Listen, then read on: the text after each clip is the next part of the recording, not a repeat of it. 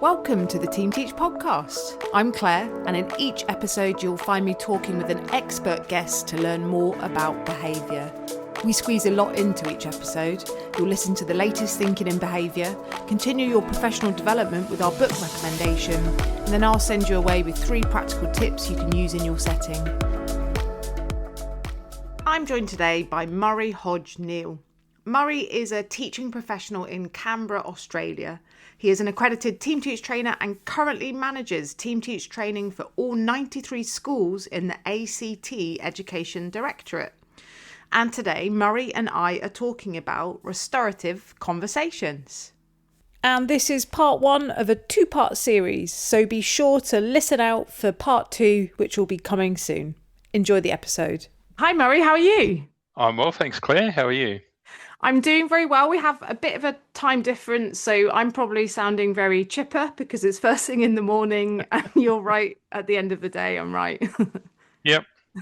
Sun's about to set here. So we'll try and meet in the middle with our energy levels and see how we go. But maybe the listener hates it when I say this, but I have been chatting to Murray off air about this topic, and it is, I think we're going to get loads of practical things, and it's a topic that we've covered before, but we're kind of looking at a few different angles today. So I'm really interested, but I wondered, Murray, if you could start just by telling the listener a little bit more about yourself. Sure. I work for the ACT Education Directorate. After some years in the classroom, I was a career change teacher. So I came from working in the community sector and changed careers to come into teaching. One of the things that really motivated me to get into teaching was having worked with adults with a range of challenges in life. So from mental health challenges to addictions to inadequate housing, all kinds of things. I saw education as a way of intervening in lives before they got to that point, and that has really driven everything that I've done since I came into teaching. So my journey through the classroom, to teaching in youth justice settings, to primary school, a little bit of high school, right across the board, and then into some roles in Education Support Office, supporting schools around all matters of behaviour support.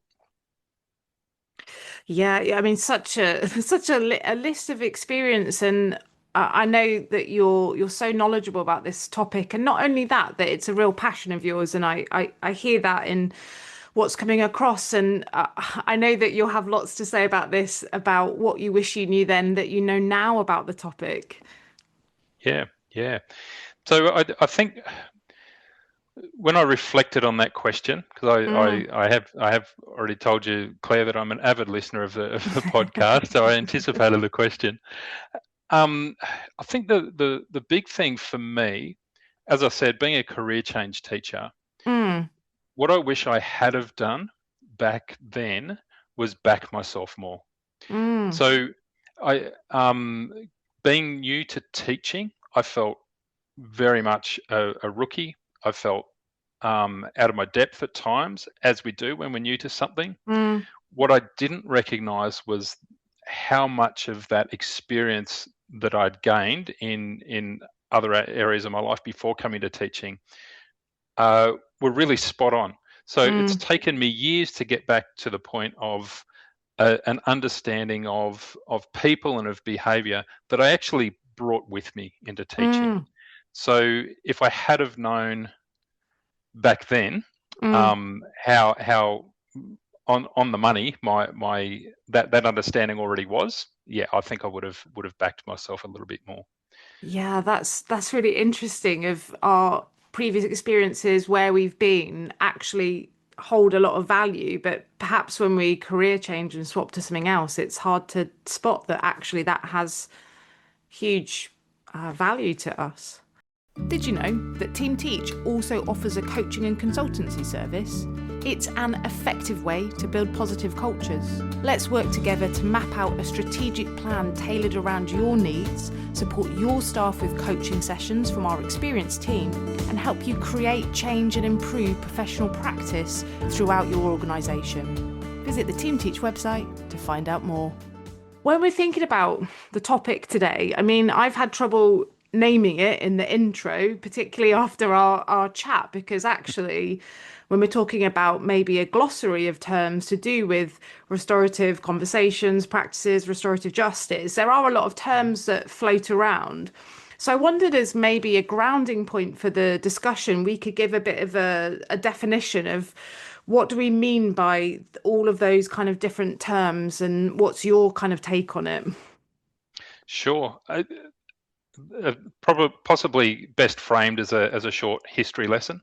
Yeah, no, I'm here for it. I'm pumped. Yeah. So restorative justice very much started, back in the mostly in the 90s.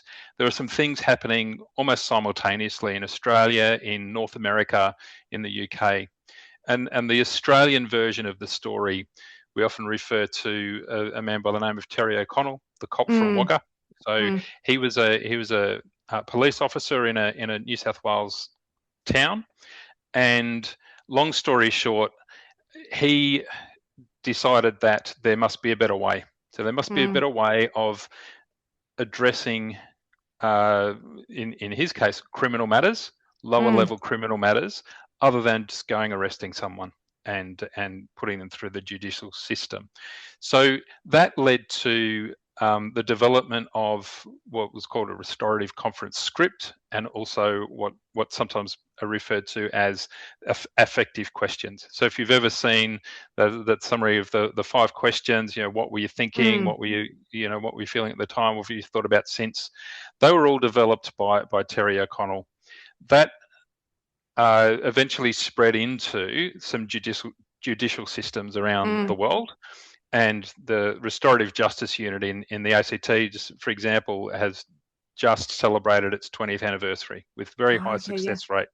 So it was used as a different way of addressing crime.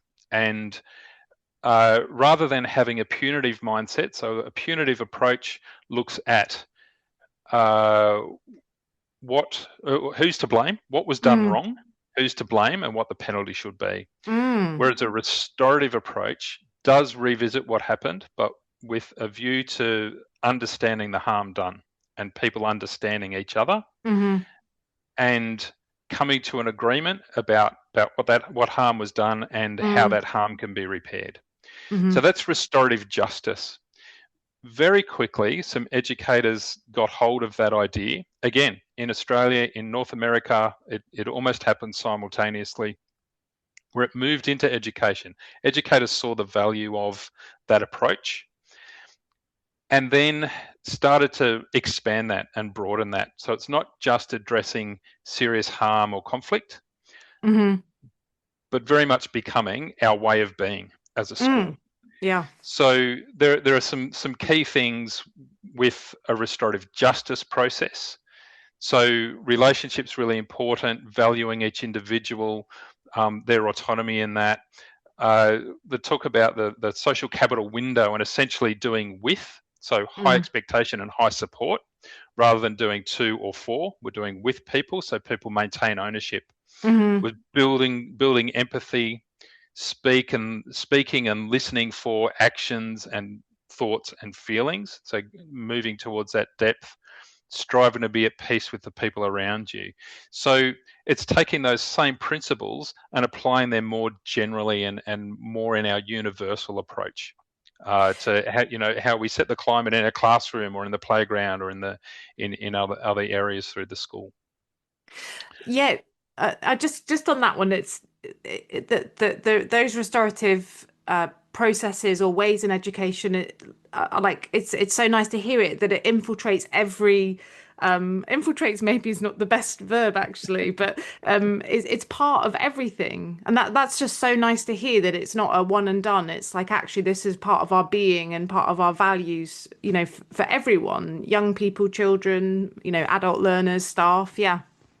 Yeah, and it's very much about shaping the school culture. Mm, And when it does come to addressing those more serious and more complex hmm. matters, that is smoother and more effective if it's already a restorative approach is already a part of that school Yeah, culture. yeah. I, I've been thinking of a couple of things as you've been sort of speaking there, and that kind of how it's shaped in education, I think really varies. My lens for the listener is not particularly international based. It is UK and in English schools. So it is quite funneled into kind of one area, but I have worked across a span of different services. And my kind of take on restorative practices coming in here and kind of how they're used is it's really scattergun, kind of a bit hit and miss in the way that it's implemented. And I'm wondering from your perspective of it coming in, in Australia about how the implementation kind of goes and whether I know that you're doing quite a lot of work to bring people together and communities together to get it more consistent. But yeah, I'm wondering your take on that from where you're coming from. Yeah, so certainly, I've worked in settings that where a restorative approach is promoted as Mm, part of the school culture, and I've worked in settings where I've been a bit of a lone wolf, yeah, and certainly, yeah. So my lived experience can really speak to the difference, yeah. between just doing it in my classroom, and yes, it can be effective if it's just me in my classroom, but those students then walk out of my classroom and into a school culture that might be different. Mm, Um, one of the things that there's actually a bit of research into, okay. and again, we were talking off air about a mountain of research around the effectiveness of restorative approaches, Yeah, and there's also a lot of lived experience that will be contrary to that, yeah. and indeed of harm caused. Mm, There's been a little bit of research actually into that, and as to why, and that whole school approach is one of the reasons. Also, schools are time poor, yeah. and when we're time poor, we we can tend to look for a shortcut. And Mm-hmm. unfortunately, with a restorative approach, we can't afford to take the shortcut. Yeah. With a good restorative process, when something has gone wrong, when there has been harm or conflict in the picture, it's not just the restorative conversation. That's one of three essential components, is the Mm-hmm. conversation. The other two essential components are the preparation before the Mm, conversation and a mm-hmm. follow-up afterwards. Mm-hmm. And there's different weighting to those components depending on the situation. What happens if we're time poor? We'll go straight to the conversation and we'll miss the Mm, preparation and we'll yeah. miss the follow-up. And there have been so many times in schools where I've gone and as that little bit of preparation, I've gone to the people involved, spoken to them individually, prepared them for Mm-hmm. coming together. And by the time they come together, the next day or 2 days later, we Yeah. all sit down in the room and they say, "Actually, Murray, we've already talked and we've sorted it out." So the preparation is actually where all the work happens, and the Yeah. conversation is really just finalizing that. Yeah. So if we're missing some of those components, that Yeah. can be one of the reasons why it falls down. Yeah, I can see that because it is sorry to use the word process again and practices and but yeah, it's a process to get people to the point of being able to reflect and yeah, talk about feelings. And one thing, it's a question that keeps coming up in my mind actually, and if it's a tough one or perhaps actually quite hard to answer, it's fine. But one thing that comes up in services that I work in with the restorative conversations practices is the what if question. And in some of my services, particularly send services, this can be a thing where the children, young people find it incredibly difficult to actually take part. I don't mean through communication differences necessarily, but actually just through not being Hmm. able to reflect, not wanting to, deflecting. finding it hard to take responsibility? Like that's a super common question I get on courses. So I was just wondering, with your kind of expertise, what your take on that is. If someone is just like no, and your restorative practice kind of service, what's the kind of take and research around that? Yeah, so and again, I think this is an area where maybe we've gone off track at times. Mm, An essential ingredient in any restorative approach is that the people involved have autonomy in that. mm, And so if I'm forcing someone or coercing someone to be involved in a restorative process, then it's not a restorative yeah, process. it's done. Yeah, Yeah. it has to be voluntary. Mm, And that's one of the reasons why that whole school approach, shaping the school mm, culture, having a restorative foundation for our universal practice is essential, because that prepares the students, and it prepares staff, it prepares hmm. everyone in the school community to engage in a process when something does happen. Yeah. And also that is the role of that preparation component as well that I was talking about before. That's why that's so essential.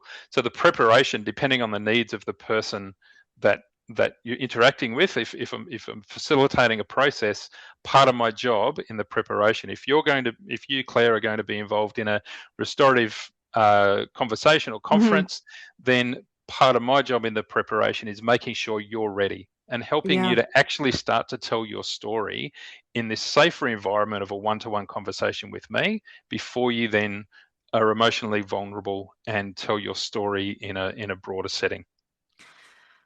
Yeah. So it comes back to the and kind of, yeah, seeing it almost as a jigsaw, is that if that's embedded into the school culture, that those kind of like mini type of conversations are happening sort of day in day out at a classroom level, and maybe actually the kids kind of get the language in their heads and are actually autonomously doing that themselves to an extent as well at points, or some of the students, then actually when you do try and bring people together when you've done the preparation, it's kind of like it's part of the language, it's part of the culture, so it's kind of like, sure, yeah. Yeah, and one thing I think to bear in mind, it's not a quick fix. Mm, And if if if the students in your school, and indeed the adults in your school, are not accustomed to being authentically heard, mm, then it might take a little bit of time for them to trust that. yeah. Yeah. Can I tell you a little anecdote? The Yeah, moment sure. that I was absolutely sold on Yeah. restorative Yeah, approaches, please. and this is going back quite a while. Some of the language has now changed, but I'll point that out as I tell the Mm, story. And I was on a teaching prac, and I was in a school that did have restorative processes well embedded, and my mentor teacher was an expert mm, in this approach. Now, they were year four boys. These were 9-year-old, 10-year-old mm, boys. Okay. We're in the library. They started to play a game of tips in the library, running around chasing each other. I was unable to redirect them. And my mentor teacher just thought, there's no risk. I'll just see how Murray handles it. And I wasn't able to handle it. They didn't listen to me. They continued their game. So they're about to go out to lunch, and mm, and the teacher called them over. I was there. He called them over, and all he said to these four boys, he said, "You're about to go to a break. When you come back, I want you to tell me who the victims were of what you did." Now, we don't tend to use the term victim yeah. anymore. Might be now be who was affected by what you did, Hmm. but that was the terminology at the time. Yeah, Who were the sure. victims? Now, of course, they've talked to each other, and that's actually part of the point. But when they came back into class, unprompted by the teacher, each of them came up one at a time, and they named me. They named my mentor teacher. They named the librarian who wasn't there that day. They named their classmates, and they named each other as people who had Mm, been affected by what they did. And I thought in that moment, if this restorative thing can lead to year 4 boys being that emotionally articulate and that aware of the impact they have on the people around them, then I'm in. I'm absolutely in. It is seeing it in practice there, where that emotional literacy and kind of eloquence and being able to share emotionally what's going on is so important from a young age. And I can see how that embedded into a school culture, a system where it's done kind of day in, day out, that is the language that the kids and the students and the young people begin to speak, like rote. They have the tools, and it's amazing to hear that. And I definitely see it in practice in the services that I work in. And remember, this is part 1 of a 2-part series, so be sure to listen out for part 2 coming soon. You've been listening to the Team Teach podcast. It's been great to have you here with us as we discuss behaviour, communication, and the ways we can best support those in our care. Thanks again, and I'll see you next time.